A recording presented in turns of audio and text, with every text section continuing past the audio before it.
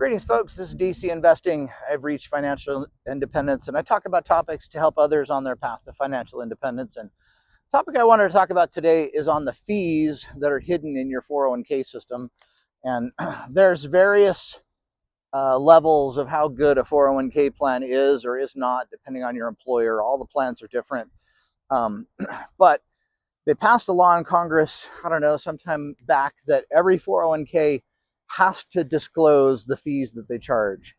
And so fees over time can really add up and make a huge difference in how much, what your long-term results are in a 401k. And so even if you end up paying like 1% of a fee for someone to manage your money over a long-term, like a 30-year time frame, it can result in like huge differences in income. And I don't remember the numbers right off, but it's, more than $100,000 in difference in gains that you could have had you not paid that fee over the long term. And so those fees are how the investment companies work in Wall Street.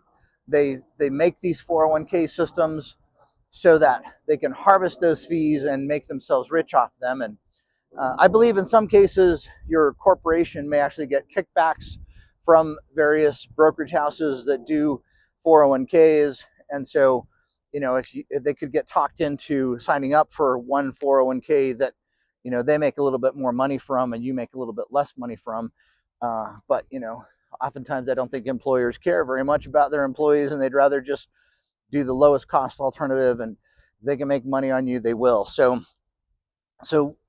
it's worth looking around in your 401k system to find where the fees are listed. And they will be listed someplace. You got to kind of look for them.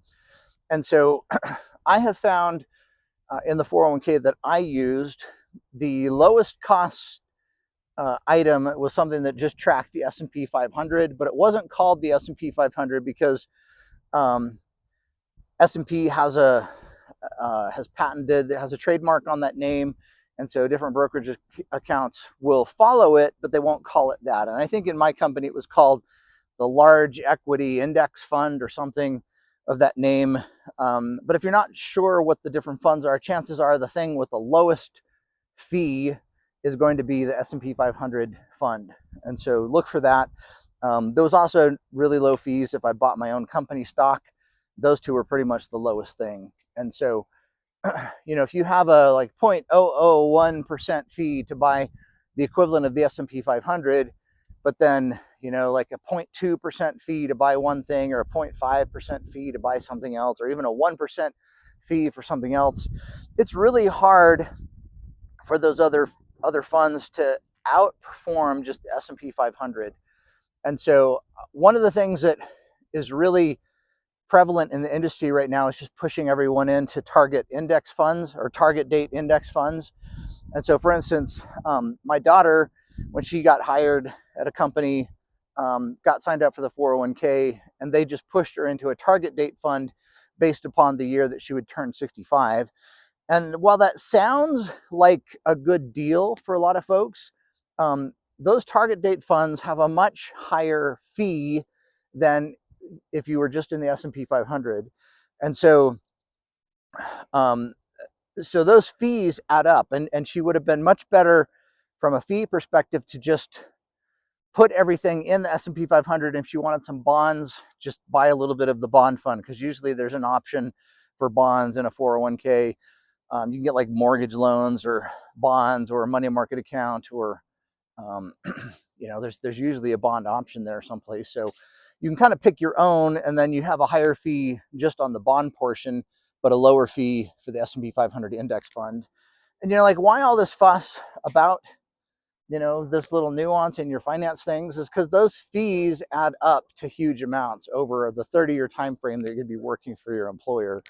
So that's why these big finance houses exist. Like my daughter's 401k was run by BlackRock. In fact, I think the target date funds that I used through my Fidelity account were actually kind of run by BlackRock as well. They had these various target date funds, but they all had higher fees than the index fund. And so it's hard for managers to beat the S&P 500 long-term over time.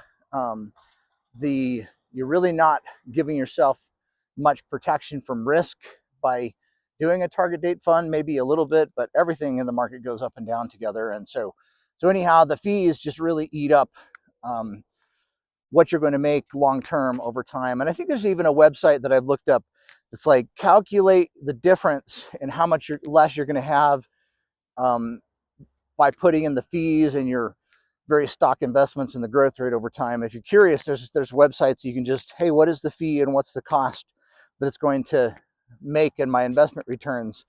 I know I looked that up over time, and I was pretty amazed at how big the difference the fees cost people. So this is kind of the suggestion that you all go look at your own 401k plans and look up the fees that the various investments charge you. Just be really aware of that.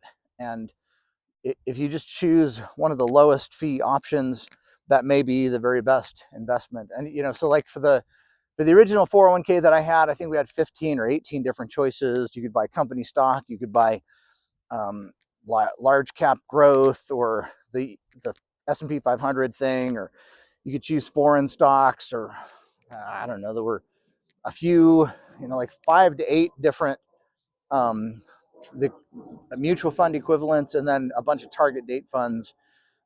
You get bond funds, um, Ginnie Mae mortgage bonds, or a money market account. That was kind of the choices.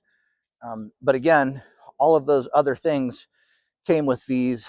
I was lucky because my 401k operator let you, uh, what is it, self-direct your account if you switched, enabled this particular feature. I really like that about our 401k because it was done through Fidelity. It was called Brokerage Link, and it allowed you to buy whatever you wanted instead of being trapped in those, say, 15 to 18 different options that the traditional plan had. So anyhow, um, look for the fees in your 401k.